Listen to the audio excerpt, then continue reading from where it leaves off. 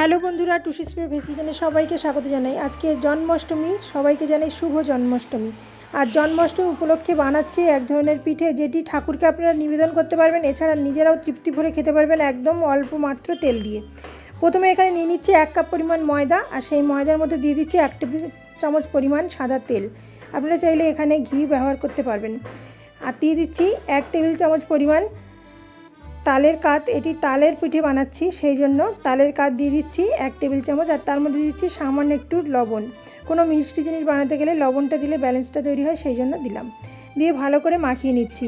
আপনারা চাইলে এখানে তালের পরিমাণ আরেকটু দিতে পারেন, তালের কাতটা, তাহলে আর জলের প্রয়োজন নেই। এখানে আমি একটু কম দিয়েছি, সেই জন্য সামান্য একটু জল ব্যবহার করলাম। 2 থেকে 3 চামচ পরিমাণ এখানে আমার জল লাগবে। আর জলটা একেবারে দিলে কিন্তু নরম হতে পারে ডোটা, সেই জন্য আমি সামান্য একটু একটু করে কিন্তু দিয়ে সুন্দর করে ডো বানিয়ে নিচ্ছি। আর এই ডোটা বানানোর পরে কিন্তু এটিকে একটু রেস্ট রাখবো, তাহলে অনেকটা সেট হয়ে যাবে।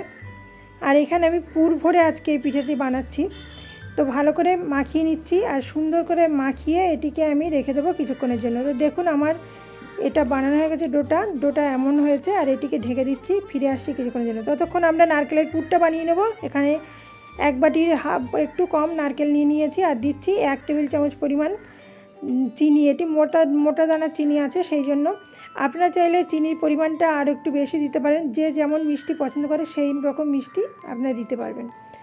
তো ভালো করে নেড়ে চেড়ে নিয়ে নিলাম। আর এর মধ্যে এবার যেটি দেব সেটি হলো সামান্য একটু লবণ দিলাম। আর দিচ্ছি সামান্য একটু গোলমরিচের গুঁড়ো দিলে দেখবেন ঝাল ভাবটা হয় না, কিন্তু বেশ একটা সুন্দর টেস্ট চলে আসে, সেই জন্য সামান্য একটু দিলাম। এবার বারবার নাড়াচাড়া করে করে এটি তৈরি করে নেবো। আর এটি কিন্তু কোনোভাবে জোর দেবো না, তাহলে নিচে ধরে যাবে, সেই জন্য সামান্য করে নাড়াচাড়া করে আর ফ্লেমটা একেবারে লোতে রাখবো, রেখে করে নেব। তো দেখুন অনেকটা রেডি হয়ে গেছে। আর এটি আমি ঠান্ডা করতে দেবো। এবার ঠান্ডা হয়ে গেলে তারপর এটি দিয়ে আমি পিঠেগুলো বানিয়ে নেব। তো দেখুন মোটামুটি 15-20 মিনিট হয়ে গেছে, আমি এটিকে খুলে নিচ্ছি। এবার ছোট ছোট লেচির আকারে কিন্তু তৈরি করে নেব। আপনারা চাইলে একটু ছোট লেচি করতে পারবেন, আর আমি একটু বড় করলাম। কিন্তু যত পাতলা করবেন পিঠেটা কিন্তু তত সুন্দর খেতে হয়। তো সবগুলো লেচি কেটে নিলাম ছোট ছোট টুকরো করে, এবার বেলে নেব। তো এখানে আমি বেলন চাকির সাহায্যে পাতলা করে বেলে নিচ্ছি। আপনারা চাইলে আর একটু পাতলা করতে পারেন, একটু পুরু হয়ে গেল, যাই হোক। এবার 2 চামচ করে পুর নিয়ে কিন্তু এর মধ্যে দিয়ে সুন্দর করে পিঠে হাতে মুড়ে মুড়ে যে পিঠেগুলো হয় সেই পিঠে বানিয়ে নেব।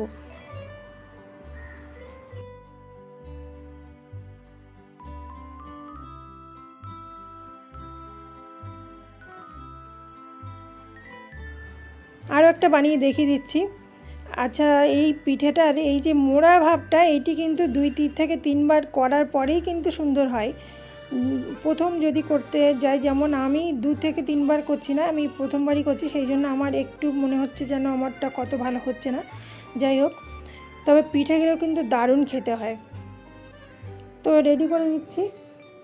দেখুন সবগুলো রেডি হয়ে গেছে। আর এখানে আমি গরম জল বসিয়ে, এটি কিন্তু সুন্দর হয়েছে, গরম জল বসিয়েছি। গরম জলটা ফুটতে শুরু করেছে। আর এর মধ্যে একটি ছিদ্রযুক্ত থালা দিয়ে দিচ্ছি। এর মধ্যে একটু অয়েল ব্রাশ করে নেব, তাহলে পিঠেগুলো আর তলায় লেগে যাবে না, সেই জন্য। এবার পরপর পিঠেগুলো দিয়ে কিন্তু ঢেকে দেবো কিছুক্ষণের জন্য। পিঠেগুলো প্রথম দিকে মনে হচ্ছিলো কেমন লাগছে, কিন্তু ডিজাইনগুলো কিন্তু মোটামুটি ভালোই বোঝা যাচ্ছে।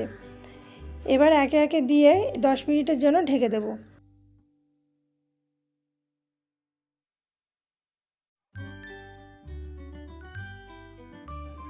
10 মিনিট হয়ে গেছে। দেখুন পিঠেগুলো কত সুন্দর ফুলে গেছে, আর দেখতেও বেশ প্লেন তৈরি হয়েছে। তো এটিকে আরও আমি 5 মিনিটের জন্য ঢেকে দিচ্ছি, তাহলে খুব সুন্দরভাবে হয়ে যাবে রেডি।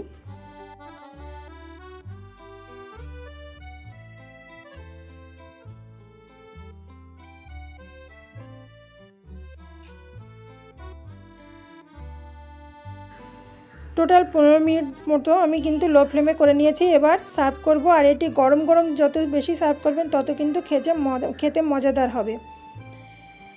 আর দেখুন তলায় কিন্তু লেগেও যায়নি, যেহেতু আমি তেল দিয়ে নিয়েছিলাম সেই জন্য। আর পিঠেগুলো কি সুন্দর দেখাচ্ছে। আর নিচেটা কেমন হয়েছে আরও একবার দেখিয়ে দিচ্ছি। আমি প্রথমে একটু সাজিয়ে নিচ্ছি। কালারটা দুর্দান্ত এসেছে তাল দেওয়ার জন্য।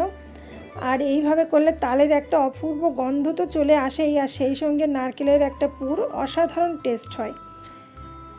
তো আমি সবগুলো পরিবেশন করলাম গরম গরম, আর এটি আমি একটু ভেঙে দেখাচ্ছি, আর নিচেটা ঠিক এরকম হয়েছে। আর ঠান্ডা করে আমি একটু ভেঙে দেখাবো আপনাদের যে ভিতরটা কেমন হয়েছে। এখন একটু গরম রয়ে গেছে, সেই জন্য একটু ঠান্ডা হোক তারপরে ভেঙে দেখাচ্ছি। তো দেখুন ঠান্ডা হয়ে গেছে, আমি ভেঙে দেখাচ্ছি কতটা সফট হয়েছে। দেখুন পুরো তুলতুল করছে একেবারে, আর ভিতরটা পুরে ভরা, অসাধারণ টেস্ট চলে আসে। আপনারা চাইলে এর ভিতরে একটু ড্রাই ফ্রুট ছোটো ছোটো করে দিতে পারবেন, সেটি ভালো লাগবে খেতে। তো অবশ্যই ট্রাই করুন, ঠাকুরকে ভোগ দিতে পারবেন, দারুণ লাগবে। আর নিজেরাও তৃপ্তি করে খান এই জন্মাষ্টমী উপলক্ষে। এতক্ষণ দেখার জন্য ধন্যবাদ। পরের দিন ফিরে আসবো অন্য একটি রেসিপির সঙ্গে। ভালো থাকুন, সুস্থ থাকুন। আর যারা ফেসবুক থেকে দেখছেন অবশ্যই পেজটিকে ফলো করার অনুরোধ রইল।